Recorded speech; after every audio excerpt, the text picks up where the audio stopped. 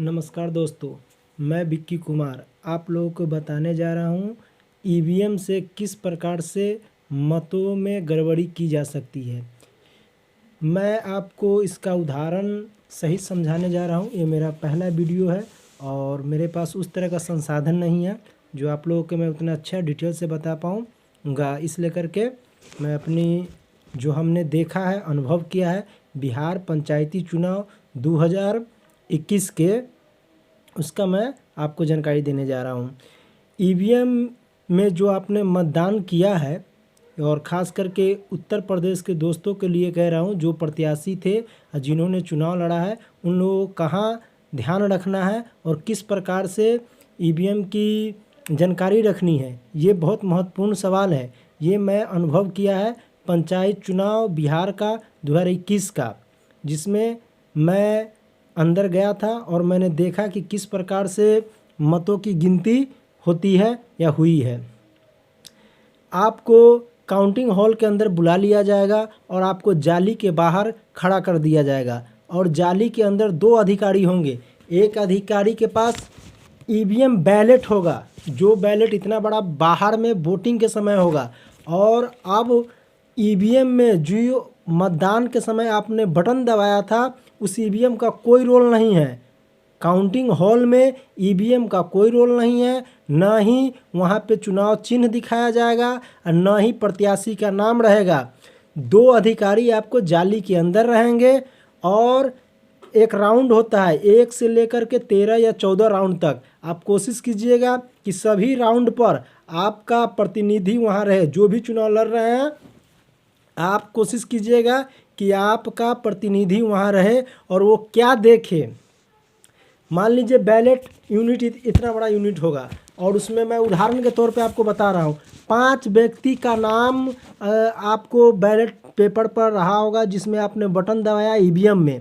उस ईवीएम में 5 व्यक्ति का नाम है। मान लीजिए कांग्रेस, सपा, बसपा, बीजेपी, निर्दलीय या अन्य 5 आदमी का नाम है। उसी 5 आदमी का नाम भी नहीं रहेगा, न चुनाव चिन्ह रहेगा। आपको सिर्फ जाली के अंदर से बताया जाएगा कि क्रमांक संख्या 1, जैसे कि मान लीजिए क्रमांक संख्या 1 10 मत मिला, तो वो नहीं कहेगा कि बीजेपी मिला, बसपा को मिला या फन्या प्रत्याशी को मिला, वो कुछ नहीं बताएगा। वो सिर्फ आपको कहेंगे कि इस क्रमांक संख्या 1 को 10 मत, क्रमांक संख्या 2 को 35 मत, क्रमांक संख्या 3 को 40 मत, क्रमांक संख्या 4 को 100 मत, क्रमांक संख्या 5 को 15 मत, और इसको आप काउंटिंग कीजिएगा तो 200 हो जाएगा। और आपने वहाँ से उस समय काउंटिंग के समय, जिस समय मतदान गिरा है उस समय भी ये आपको 200 लिखे होंगे। मगर यहाँ गड़बड़ी कहाँ होती है, मान लीजिए कि जिसको जिताना है, सीरियल नंबर 3 को जिताना है और 4 को हराना है, तो सीरियल नंबर 3 को अगर 40 वोट आया और 4 को 100, तो ये बोलने वाला है, वो बोलता है, वो न कि आपको दिखाता है कि 3 को कर देगा 40 वोट और 100 को मिला, 4 को मिला 100 वोट, तो यहाँ गड़बड़ उल्टा कर देगा। यहाँ कर देगा कि नहीं, फन्ना को क्रमांक संख्या 3 को 100 वोट और क्रमांक संख्या 4 को 30 वोट, और काउंटिंग आप कीजिएगा तो 200 पुर जाएगा। और कहीं अगर गड़बड़ी होता है तो वो लोग एडजस्टमेंट नहीं कर पाते, उसी जगह ईवीएम में वोट कहता है बढ़ गया और वोट गिरा कम था। ये यहाँ तकनीक गड़बड़ी। आपको करना क्या है, सो आप देखिए, इस तरह से आप लोगों को शायद साफ से नहीं दिखाई दे रहा होगा, इस तरह से आप लोगों को बताया जाएगा और लिखा जाएगा। तो आप लोग जो यूनिट होगा, इस यूनिट पे क्रमांक संख्या उगेगा। जैसे क्रमांक संख्या 1 पे 10 वोट, तो वो देखना है आपको कि 10 वोट है या नहीं है। क्रमांक संख्या 2 35 वोट, वो आपको देखना है। क्रमांक संख्या 3 40 वोट, वो देखना है कि आपको जो क्रमांक संख्या के सामने मत बता रहा है वो आप कहिएगा मुझे दिखाइए ऐसे करके। वो बैलेट यूनिट वो दिखाया नहीं जाता है, वो 30 सेकंड का होता है। 30 सेकंड में वो ऑटोमेटिक डिलीट हो जाता है और दोबारा क्रमांक संख्या 2 आ जाता है। उसके बाद धीरे धीरे इसी तरह 30 सेकंड में बदलते रहता है। इसी जगह गड़बड़ी होता है। दूसरा क्या होता है कि एक ही साथ 13 टेबल खुल जाता है। जैसे बिहार पंचायत चुनाव में मैं आपको एक उदाहरण देने जा रहा हूँ। 2019 को पैक्स चुनाव हुआ था जिसमें बैलेट पेपर से हुआ और हमारी पत्नी चुनाव लड़ रही थी और वो मतलब चुनाव में जीत भी उनको हासिल हुआ है।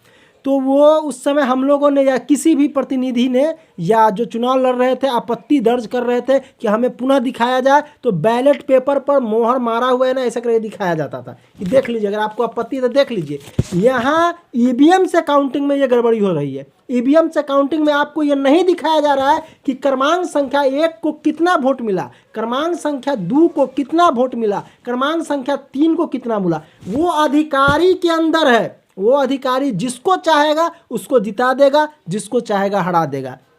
यहाँ पे चुनाव आयोग को भी पारदर्शिता करना चाहिए और इस चीज़ को एकदम स्पष्ट करना चाहिए। जो बैलेट यूनिट होता है उसका पूरा एक बड़ा हॉल में एलसीडी लगाया जाए और उस पर सीधे जैसे कि दिखाया जाए कि क्रमांक संख्या 1, तो 1 को यहाँ मिला 10, तो 10 पूरा को दिखना चाहिए। जो दिखता नहीं है वो सिर्फ 2 अधिकारी होते हैं। एक अधिकारी कॉपी पेन लेके बैठे रहता है, एक अधिकारी बैलेट यूनिट पे रहता है।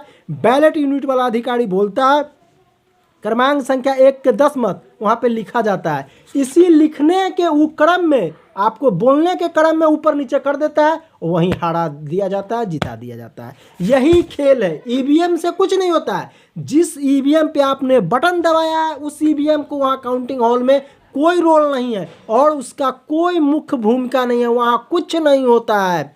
वहाँ होता है बैलेट यूनिट। जिस समय आप मतदान केंद्र पे बूथ के समय बाहर में लगा हुआ देखे होइएगा, वो इतना बड़ा यूनिट जिस पे लाल रंग का डिस्प्ले होता है, उसी के अंदर मत होता है, उसी के अंदर काउंटिंग होती है, उसी से काउंटिंग होता है। इस पे आपको ध्यान देखना है कि वो बैलेट यूनिट जैसे दबाए क्रमांक संख्या 1 10 मत, वो 10 मत दिखना चाहिए सबको, जो दिखाया नहीं जाता है। ये बहुत बड़ा धोखा है, दिखाया नहीं जाता है। मैं अगर मेरी बातों पे यकीन नहीं हो रही है तो मैं आपको एक चैलेंज दे रहा हूँ कि बिहार पंचायती चुनाव ईवीएम से 2021 के हुआ है, उसमें आप किसी व्यक्ति से पूछिए 11 चरण में क्या उसको उस तरह दिखाया गया था, कोई कहेगा कि नहीं, सिर्फ बोला जा रहा था और उनको लिखाया जा रहा था, बोल करके लिखाया जा रहा था। तो मैं जैसे यहाँ पे मैं दिखा रहा हूँ ना आपको 1 में 10, आप देखें, आप लोग देख रहे हैं नहीं ना देख रहे हैं, तो यहाँ पे तो 10 लिख लेंगे और हमको जिताना है 2 नंबर को,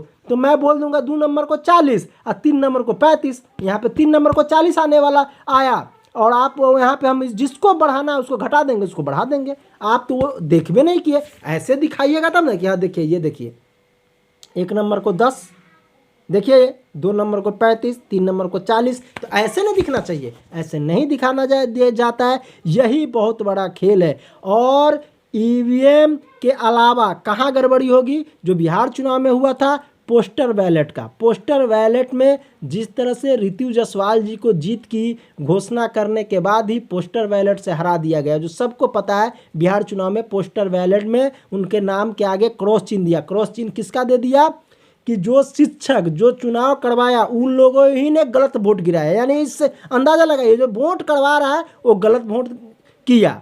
तो यानी 2-3 हज़ार का हेर फेर पोस्टल बैलेट से भी कर देता है लोग। तो पोस्टल बैलेट पे ही ध्यान देना होगा आप लोग को। उत्तर प्रदेश के मेरे मित्र हैं, मेरे जो जानने वाले हैं वो सुन रहे हैं, देख रहे हैं, इसको समझिए। पोस्टल बैलेट पे आप ध्यान दीजिएगा। और दूसरा, ईवीएम में कोई गड़बड़ी नहीं होगी। आपको पोस्टर बैलेट उसका नाम ही है, इतना बड़ा जो मशीन होता है उस मशीन का नाम है पोस्टर बैलेट। ईवीएम जिसको आपने मतदान किया, बटन दबाया, वो आपको चुनाव हॉल के अंदर में नहीं दिखाया जाएगा और उस पर आपको चुनाव चिन्ह और जो प्रत्याशी लड़ रहा है उसका कहीं जिक्र नहीं होगा। वहाँ सिर्फ सीरियल नंबर आता है, वो सीरियल नंबर पे ध्यान देना है और देखना है। क्योंकि मैं बिहार के पंचायत चुनाव में देखा हूँ, मेरी पत्नी चुनाव लड़ रही थी 2021 की पंचायत चुनाव, और मैं जब अंदर गया तो मैंने पाया कि इसी तरह से काउंटिंग हुआ और सारा बूथ 1 से लेकर 13 तक का एक साथ खोल दिया गया, जो गड़बड़ी किया गया। और आप अपना प्रतिनिधि बनाइएगा तो जितना राउंड हो उतना प्रतिनिधि बनाइएगा और वहाँ आपका प्रतिनिधि जाली के बाहर वो देखना चाहिए कि हाँ जो आप सुनाया जा रहा है कि क्रमांक संख्या 1 के 10 मत है, तो आपको दिखना चाहिए। धन्यवाद दोस्तों। मैं यही कहने के साथ अपनी बात को विराम दे रहा हूं। और मेरा ये वीडियो पहला है, आप लोग को जागरूक करने के लिए इसको ज़्यादा से ज़्यादा शेयर कीजिए। और उत्तर प्रदेश से मेरा मित्र जो भी है, जो भी लोग देख रहे हैं, सुन रहे हैं, वो लोग इस बातों पे ध्यान देंगे। और जो भी प्रत्याशी चुनाव लड़ रहे हैं कि कहाँ गड़बड़ी हो सकती है। धन्यवाद दोस्तों।